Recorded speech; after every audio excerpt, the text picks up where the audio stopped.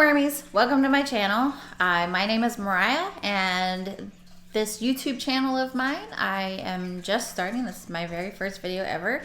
So welcome, hope that you enjoy my content. And so I guess let's just jump right into the video. The point of today's video is, do audio books and ebooks count? Do they count towards reading? And so kind of my thought process for this video was, now audiobooks have technically been around for a really, really long time. They were on cassettes. They were on, I guess they've mostly been on cassettes for a really long time. You can still get the cassettes from the library and everything. So audiobooks have been around for a really long time.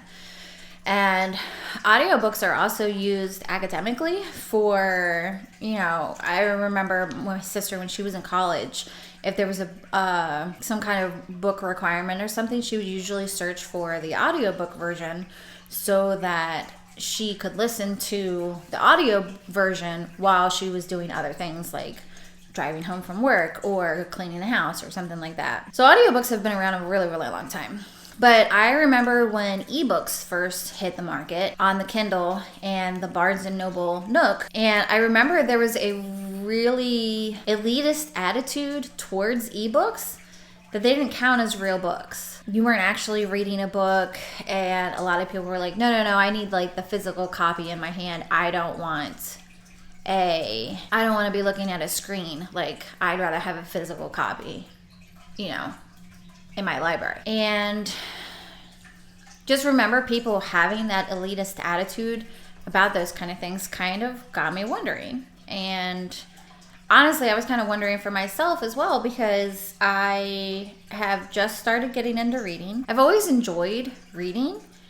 I've just been super picky about what I read up until basically about a month ago. So I guess that's kind of been my 2023 resolution, is to start reading more and not be quite as picky and give more books a chance. Books that I normally wouldn't have read, books that I might end up loving and I had no idea because I didn't get past the first sentence or I didn't even get past what the book was about. And I'll talk more about that in later videos as I kind of discuss this journey that I've decided to start. Do you like my cup? So I've just recently really gotten into reading and expanding, what I'm reading and things like that. So I did end up downloading some audiobooks. I had a free sign up for Audible for like 3 months or something like that. So I signed up for that. And then I heard about literally just learned about it, the amazing app Libby. And apparently there's a few other apps that are very similar to Libby, but I just downloaded that. So I've been getting books through my library. And my job, I work, is I'm a night custodian at an elementary school. So I want to be consuming as much literature as possible, and it's kind of hard with my job because I'm constantly moving. And the only time I can kind of stop is on my breaks. And my breaks are for potty breaks. Not that I don't go potty the rest of the day, but they're for potty breaks and for snack breaks. Excuse me.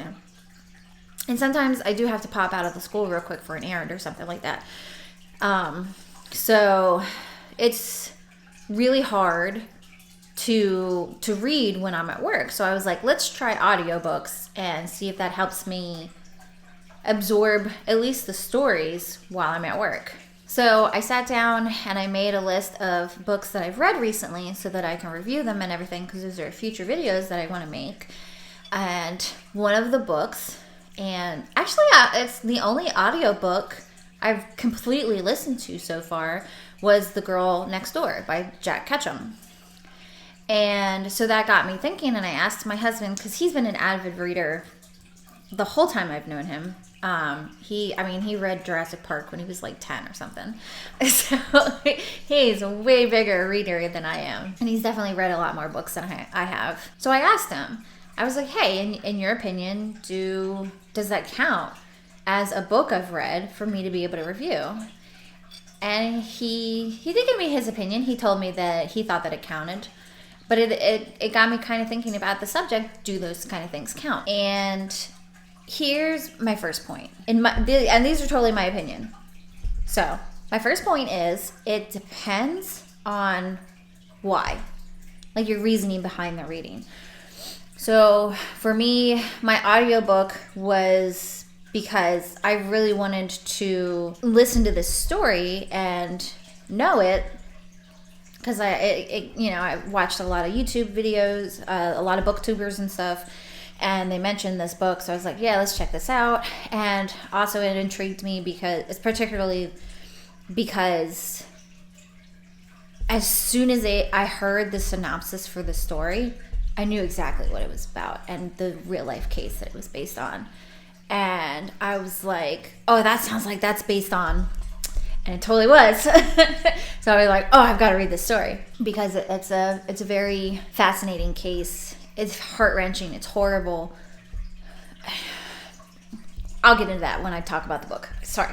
I'm going off on a tangent here. So I really wanted to get that, that information and everything. And I had other library books that I was already reading. And I was like, then this way I can listen to it while I'm at work. That's great. I think that totally counts. And the same with ebooks. If that's how you can get a hold of that copy of the book and you're just looking to read and absorb information or a story or whatever, and that's what you have available to you, totally counts. If you're reading books because you're trying to get away from TV and your cell phone and screen time, ebooks don't count. It's still a screen. And I think I want to say that like Nook has filters and stuff on it that make it a little more like looking at an actual book rather than looking at a screen, but you're still looking at a screen.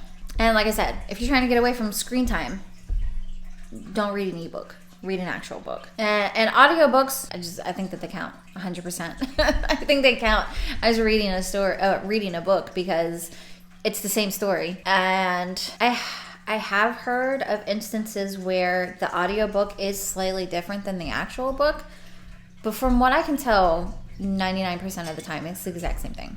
So, learn some things. Wow, I have a total brain fart right now, and I know I made notes on this, and I should probably get my laptop, but I don't feel like getting it. I gotta go get my laptop. I don't remember what that point is gonna be. I took notes. I was a good person, wrote a script. And so I think they count. Totally count as reading a story.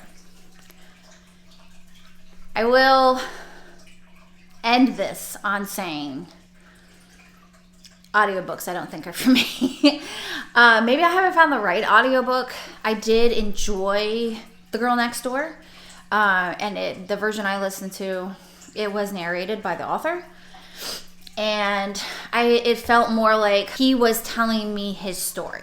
Because since he was the narrator and it was first person and he was kind of telling this thing that happened and what he lived through and what he witnessed and everything, it felt like I was sitting down with a friend and they were just telling me what happened. And even though I was a guy and then there were girl parts where girls were talking, it just felt like a friend telling me a story. I've listened to other audiobooks. For example, I started to listen to, I'm pretty sure it was called The Vanishing Village. I'll double check that. I don't remember if that's what the title was or not. But I started to listen to that, and there are parts of it that are third person, but a big part of it is first person, and it's woman, narrator, and it's from a woman's perspective. But when the guys say something, she deepens her voice, and this is the guys talking, and that just rubs me the wrong way. And I've listened to my husband listening to other audiobooks. He started Salem's Lot not too long ago. And it's a male narrator. So then when the women talk, they raise the pitch of their voice. And these are the girls talking. And that annoys me too. It just rubs me the wrong way.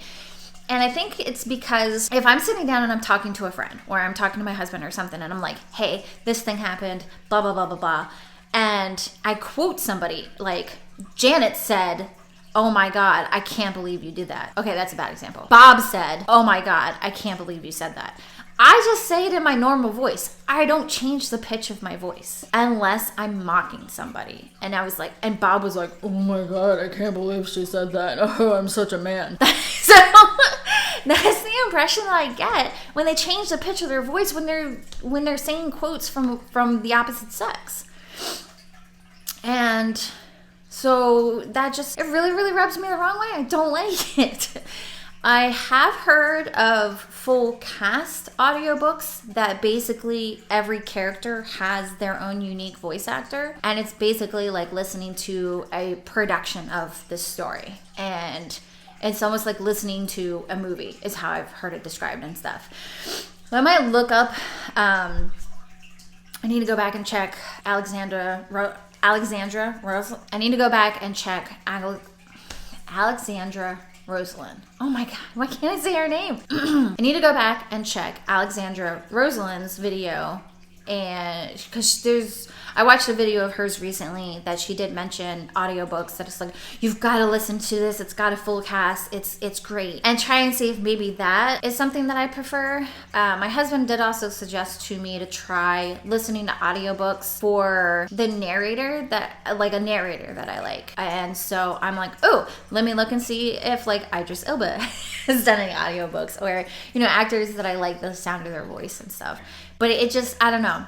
Like I said, when it's the, this pitch, and then they try to raise or lower to this pitch in order to indicate somebody of the opposite sex talk, it sounds like mockery to me. It sounds really mocking. And when I'm listening to a story, and particularly The Vanishing Village, if that's what it's called, and it's supposed to be a horror story, thriller, maybe some genre of, it's supposed to be scary. It's not scary, it's mocking, and I don't know, it's just, I don't like it. It rubs me the wrong way. So, sorry. So, that's just how I feel about audiobooks. Maybe I just haven't found the right one yet. So, what do you think? What are your opinions? Do audio and ebooks count? Do you enjoy audiobooks? Are there some audiobooks that you would recommend to me that maybe if I listen to that, maybe I would enjoy an audiobook? Just leave me a comment. I would love to have a discussion and and get some more opinions and more information than what I currently have all by myself.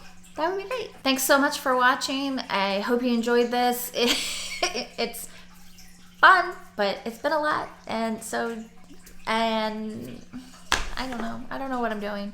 Thank you so much for watching. Thanks so much for watching. Bye.